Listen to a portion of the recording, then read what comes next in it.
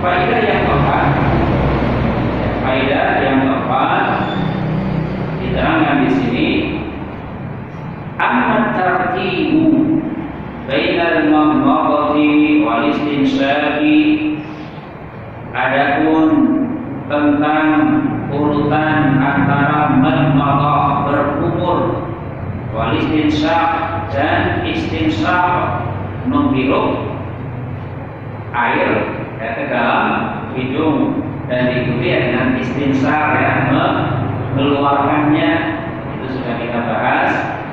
Wa baina ghaslil wajhi, dan antara membasuh wajah, ya, wa tartibu baina yadin wa ukhra, urutan antara membasuh satu tangan dengan tangan lainnya, ya, maksudnya kanan dan kiri gitu ya.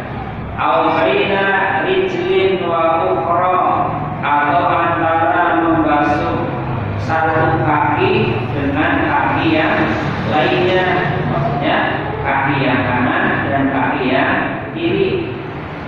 Au baina udunaini wa ra'si, atau antara mengusap kedua telinga dan kepala.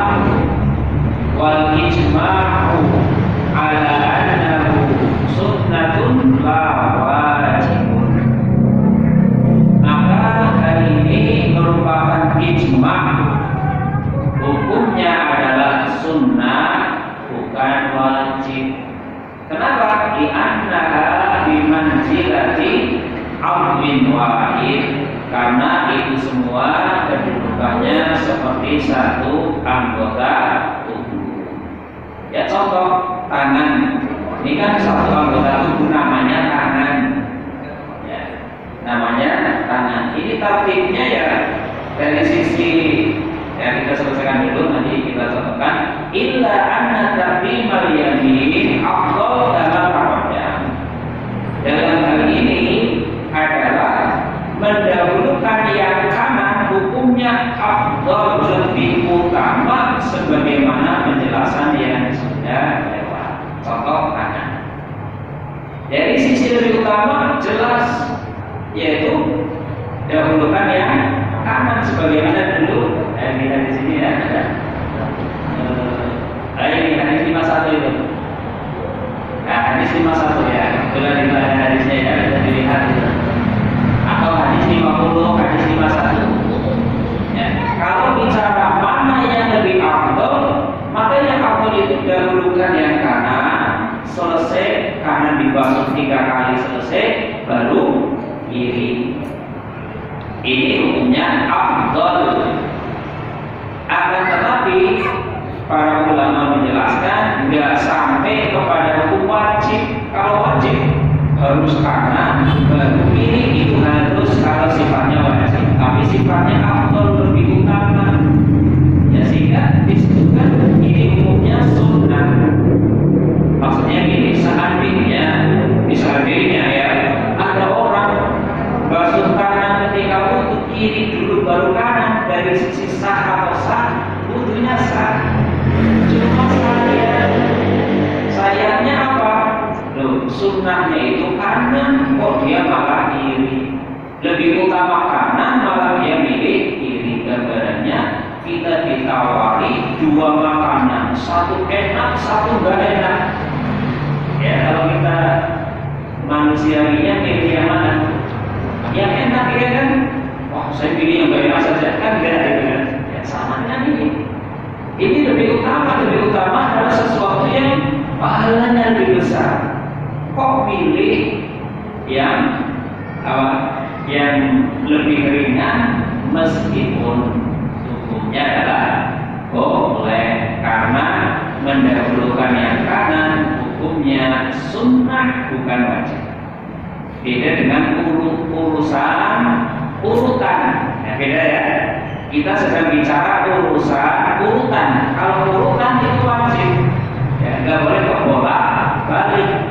Tapi bicara yang masih satu anggota tubuh, perkara tangan kanan tangan kiri, yang utama adalah kanan, meskipun hukumnya adalah sunnah bukan wajib. Termasuk di sana yaitu telinga.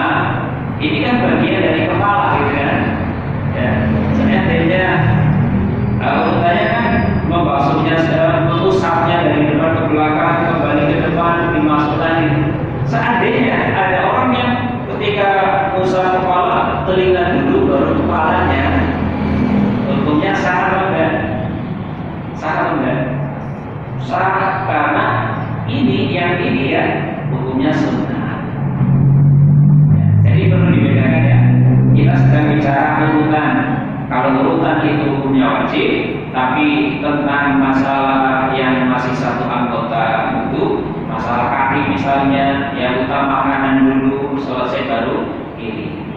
Ya, ini nggak masuk dalam urutan tartib harus kanan ke kiri, enggak. Tartib itu bukan mengatur kanan kiri, tapi mengatur urutan dari masing-masing anggota. Mana yang harus diawalkan, setelahnya, dan setelahnya itu membahas tartibnya. Adapun yang masih satu anggota badan, misal kaki, tentang kanan dan kiri itu nggak masuk ruang lingkup tartib. Yang sunnah, yang utama adalah kanan, meskipun seandainya kiri dulu hukumnya sah. Wallahu a'lam. Jadi ditekankan oleh pensyaratnya. Kemudian faedah yang kelima, ini juga sangat bagus faedahnya.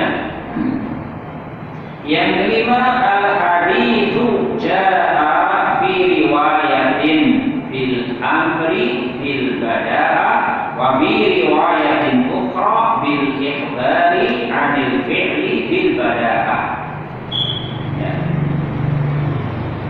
Hadis ini ada dalam dua bentuk riwayat, ya, dua bentuk riwayat dalam hal memulai. Riwayat dari Imam An-Nasai dalam bentuk perintah, sehingga maknanya mulailah.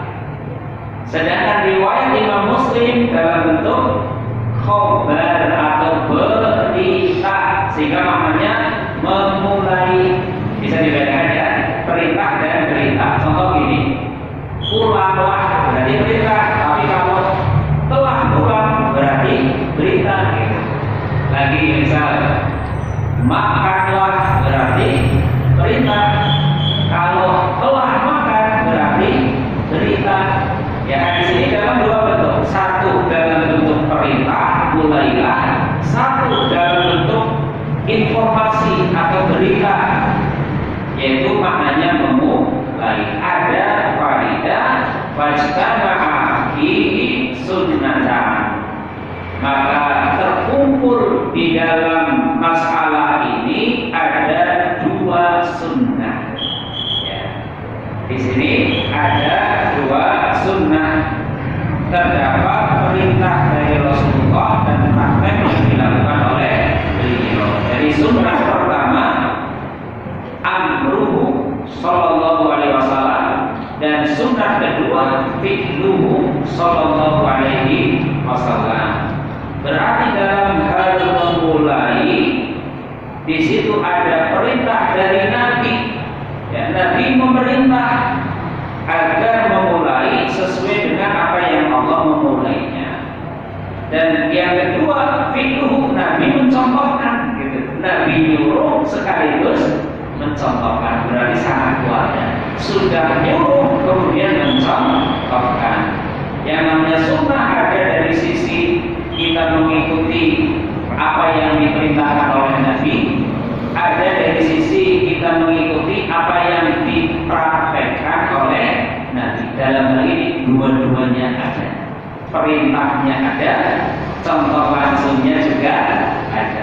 Ini faedah yang kemudian faedah yang keenam, al-haditsu warada fil haji li taqdimis safa 'ala al-marwati. Ya, hadis ini berkaitan dengan ibadah haji juga. Dalam hal apa? Agar mendahulukan memulai sa'i. Sa'i ya, sa'i itu artinya apa? berlari-lari kecil dari Bukit Sofa ke Marwah. Ya, bagi haji atau umroh juga ada amalan sa'inya. Yang namanya sa'i itu adalah dimulainya dari Sofa menuju ke Marwah, jangan dibalik, itu maksudnya. Ya, jadi bukan yang penting kan berlari-lari kecil dari Marwah ke Sofa, Sofa ke Marwah, sebagaimana firman Allah Subhanahu wa taala dalam surat Al-Baqarah ayat 158. Ya, inna Sofa wal Marwata min sya'airillah. Ya, sesungguhnya Sofa dan Marwah adalah sebagian dari syiar Allah. Fayusra'u an yutabaqa fi kulli amrin rattabahu Allah ta'ala fayuttabihi ala hasabi ma rattabahu Allah ta'ala. Sehingga hadis tersebut digunakan untuk semua ibadah yang urutannya telah ditentukan oleh Allah. Dengan begitu ibadah-ibadah tersebut harus dilakukan sesuai dengan susunan yang sudah disusun oleh Allah. Kalau Allah sudah menyebutkannya maka ikuti. Itu makna dari apa? Pada Allahu bihi, ya, ibda'u bima pada Allahu. Al-Muallif rahimahullah ta'ala saqa hadhihi al-bid'ata min hadis sifatil hajjin Nabi sallallahu alaihi wasallam. Penulis menyebutkan bahwa hadis ini dari hadis cara haji yang dilakukan oleh Rasulullah sallallahu alaihi wasallam liyubayyana anna al-ibrata bi umumil lafzi la bi khususis sabab. Ini punya tujuan untuk menjelaskan bahwa yang dipertimbangkan dalam nas adalah keumuman redaksi atau lafaz, bukan kekhususan sebab. Ya, jadi maksudnya lafaznya itu bima pada Allahu bihi, sehingga ini bersifat umum, bukan ini hanya khusus untuk bicara Sofa dan Marwah saja, bukan, tapi termasuk yang lainnya, yaitu seperti dalam urutan berwudu. Fahadal amru wa in kana qad warada bi mas'alati sa'i khassa lakinnahu bi umumil amri lahu yadullu ala ra'idatin kulliyatin tadullu ta'ala ayatul wudu'i wa huwa qauluhu ta'ala fagsilu wujuhakum al-ayat fayajibu al-bada'atu bima bada'allahu bihi. Perintah dalam hadis tersebut meskipun secara khusus berkaitan dengan tata cara sa'i, namun dengan keumuman teksnya menunjukkan suatu kaidah yang menyeluruh atau kaidah kuliah, di mana ayat wudu juga masuk di dalam kaidah tersebut, yaitu firman Allah, wahai orang-orang yang beriman, apabila kamu hendak mengerjakan sholat maka basuhlah mukamu dan tanganmu sampai dengan siku, dan sapulah kepalamu, dan basuh kakimu sampai dengan kedua mata kaki. Surat Al-Maidah ayat 6. Dengan begitu dalam wudu pun wajib dimulai dari yang Allah memulainya. Demikian ma'asyiral muslimin wal muslimat rahimani wa rahimakumullah yang bisa disampaikan pada kesempatan kali ini. Insyaallah kita akan lanjutkan dari berikutnya, ya, pada pertemuan berikutnya. Atas kesalahan dan kekurangan saya minta maaf yang sebesar-besarnya. Wallahu a'lamu bishawab. Kita akhiri dengan kafaratul majlis. Subhanallahumma wa bihamdika asyhadu an la ilaha illa anta astaghfiruka wa atubu ilaik. Wassalamualaikum warahmatullahi wabarakatuh.